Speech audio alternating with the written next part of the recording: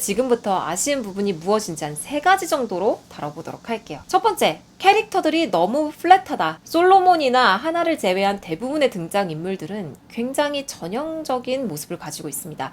특히 서양인들의 시선에서 해석되는 동양 여성들의 모습이 많이 보였었는데요. 이건 동양을 타자화하는 오리엔탈리즘적인 그런 시선에 가깝다는 느낌을 받았어요. 특히 선자와 경희의 모습을 보시면 나비 부인의 전형을 가져다 놨다는 생각을 지울 수가 없거든요. 이들은 순종적이며 정절을 지키고 미련할 정도로 희생정신이 강한 이들로 나옵니다.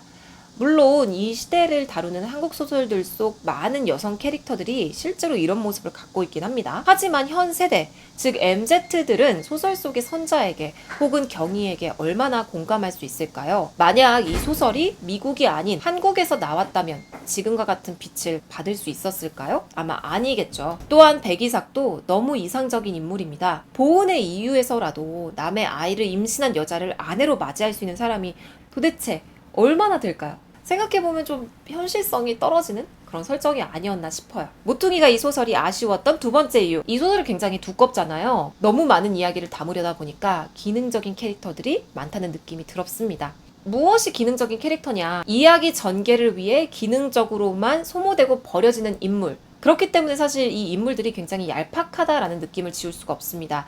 이를테면 도키와 보키, 김장호, 하루키와 아키코가 그런 대표적인 인물인데요. 이 인물들을 살펴보면서 왜 제가 기능적이라고 평가를 했는지 소개해 보도록 하겠습니다. 영도에서 양진의 집에서 하녀로 일했던 도키와 보키 기억하시죠? 이삭이 양진의 하숙집에 처음 등장했을 때 보키가 이삭에게 호감을 드러낸 장면이 있습니다. 이삭이 이렇게 얘기를 해요. 영도에서 부인을 얻어 모삭하러 가겠다 라고 말이죠. 근데 이 말을 듣고 도키 얼굴이 시뻘개집니다. 그래서 저는 도키가 이삭과 선자가 결혼하는 거에 질투를 하거나 아니면 방해를 놓는다거나 하는 식으로 좀 더 극적으로 전개될 거라고 생각을 했어요. 이건 제가 너무 막장 드라마를 많이 봐서 그런가요? 비중이 더 클 거라고 생각을 했었는데 아무리 소설을 읽어도 더 이상 이 도키나 보키가 다뤄지는 부분은 없더라고요. 그래서 저는 느낀 게 이삭이 얼마나 잘생겼는지 얼마나 괜찮은 사람인지 독자의 환상을 빌드업 해주는 그런 역할만 하지 않았나? 라고 생각이 들었어요. 물론 한참 뒤에 가서 양진이 도키와 보키에 대해 만추리아로 가서 일자리를 얻었다고 하는데 라고 하면서 문장 속에서만 그들의 안부가 전해지게 됩니다. 근데 이 부분을 보면 우리나라 사람이라면 누구든지 무슨 의미인지 알 거예요. 위안부가 됐을 가능성이 매우 높다는 거죠. 그래서 저는 나중에라도 이 도키와 보키 중에 한 명이 살아서 그들의 서사가 조금 증폭돼서 나오지 않을까? 기다렸는데 그러지 않더라고요. 짧게 구술로만 전해질 뿐 그들이 다시 소설 속에서 생명력을 얻어가지고 활동을 하거나 이야기를 하거나 자신의 목소리를 내는 그런 것이 없어서 조금 아쉬웠습니다. 또 다른 기능적 캐릭터는 김장호입니다. 김장호는 사실 무게감 있는 캐릭터예요. 경희와 선자가 레스토랑에서 돈을 벌 수 있도록 중간 역할을 했던 사람이기 때문인데요. 그런데 그가 사라지는 그 결말이 조금 성급하게 이루어졌다라는 생각을 할 수밖에 없었어요. 그가 이제 마지막에 없어지기 직전에 경희에게 고백을 하거든요. 내가 당신을 사랑한다? 근데 바로 차여요. 그리고 그날로 바로 북한으로 넘어가서 사라집니다. 일본에서 북한으로 가는 그 당시에 어떤 역사적인 무게감이 있는 사건이잖아요. 근데 이렇게 사라지고 그 이후에 김장호의 삶에 대해서는 이야기가 흐지부지 넘어가는 듯 했어요. 특히 이 김장호라는 캐릭터의 정치적 성향이 독자들의 입장에서는 충분히 설득력 있게 빌드업된 건 아니었거든요. 갑작스럽게 북한으로 가고 갑작스럽게 이 소설 속에서 사라지는 그런 느낌이었습니다. 마치 경희가 굉장히 정절을 잘 지키는 여자다라는 것을 또 보여주기 위해서 기능적으로만 소모되지 않았나라는 느낌이 있었던 것 같아요. 자, 그 다음에는요. 모자수의 친구인 하루키가 등장하죠. 그는 호모섹슈얼입니다. 굳이 이 캐릭터가 호모섹슈얼이어야 할 필요가 있을까라는 생각이 들었어요. 어떤 치밀한 설정이라기보다는 일본 사회의 어떤 메인스트림에 끼지 못하는 모든 마이너리티를 다루려고 하다 보니까 하루키라는 캐릭터에 이런 호모섹슈얼이라는 특성을 부여했다라는 느낌이 들었던 거죠. 그리고 마지막으로 노아의 출생의 비밀을 폭로해버리고 마는 아키코라는 여성이 있습니다. 정말 골 때리는 캐릭터인데요. 아키코는 노아와 고한수가 함께 있는 것을 보고 이 둘의 관계를 한 번에 파악해버립니다.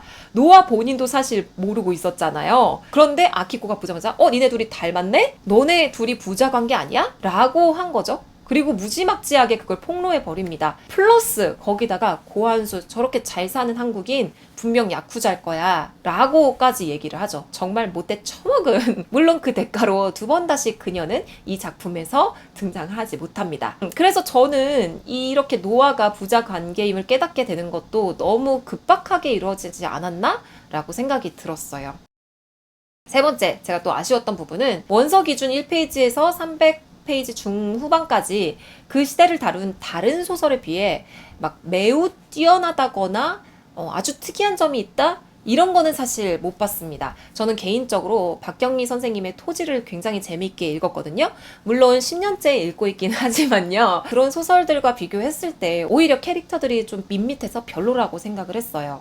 그런데 이 380페이지 이후부터 끝까지 한 7, 80페이지 정도 읽었을 때야 비로소 이 소설은 정체성에 대한 이야기구나라는 것을 깨닫게 되었고 그때부터 이 소설의 진가를 느끼게 되었던 것 같아요. 앞에 있었던 그 빌드업 과정을 조금 많이 잘라도 되지 않았을까? 라고 생각을 합니다. 왜냐하면 그 앞에 1페이지부터 380페이지까지는 주인공에게 지속적으로 고난이 닥치고 그것을 극복하고 또 살만해지면 또 다른 모습의 고난이 오고 또 그걸 또 꾸역꾸역 이겨내고 그리고 또 더 큰 고난이 오고 이런 악순환이 무한 루프로 반복이 되거든요. 그래서 저는 사실은 그 부분은 좀 간략하게 치고 넘어갈 수 있지 않았을까라고 생각을 해봤습니다. 제가 물론 이렇게 소설의 아쉬운 점을 말하긴 했지만 그렇다고 해서 이민진 작가님 작품이 별로다라고 얘기하는 건 결코 아닙니다. 정말 위대한 작품 맞고요. 아쉬운 점을 굳이 소개해본 이유는 이 영상의 내용을 조금 충만하게 하려는 개인적인 감상이었으니 여러분들이 독서를 하실 때는 여러분들만의 시각을 견지하셨으면 좋겠어요. 그리고 분명히 한국과 일본이 가지고 있는 역사적인 어떤 껄끄러운 그런 부분에 대해서 외국인들에게 알려주는 창구가 되었다는 점에서도 굉장히 의의가 깊은 소설이기도 하죠. 무엇보다 이야기의 흐름이 재밌어서 술술 읽힙니다. 제가 영어로 읽었기 때문에 사실 조금 오래 걸렸다 뿐이지 한국어로 읽었으면 아주 긴 작품이었음에도 불구하고 한 이틀? 3일 정도면 끝냈을 것 같다라는 그런 폭발적인 힘을 가지고 있습니다. 워낙에 다른 분들이 다들 좋은 이야기만 하셔서 저는 이번에는 어그로를 끌려고 자 그렇다면 정말로 길고도 길었던 이민재 작가의 파친코 리뷰는 여기서 마치겠고요. 다음 시간에도 재밌고 영양가 있는 영상을 만들기 위해서 노력을 하겠으니 이번 영상이 여러분께 도움이 되셨다면 구독과 좋아요 꼭 눌러주세요. 그럼 다음 시간에 또 봐요. 안녕.